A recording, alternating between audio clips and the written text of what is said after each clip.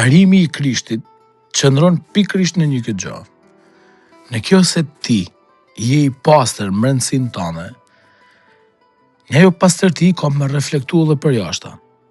Dhe përveç kësaj, keme pas mundësi për me pa pastër edhe tjerë.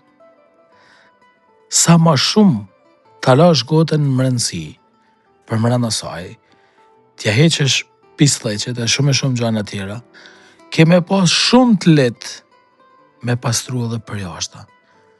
Me hek çdo njoll, çdo shej, çdo gjurmë me gjithçka tjetër.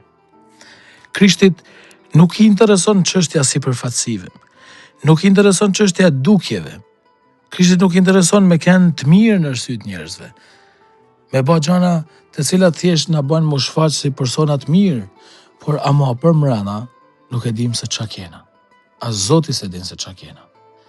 Prandaj këtë duhet më nalë në mënyrë të veçantë. Edhe pikërisht për këtë gjë duhet me pas kujdes.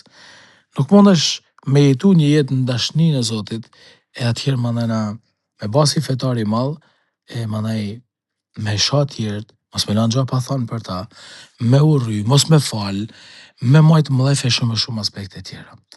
I këtë gjatë duhet me pas shumë kujdes.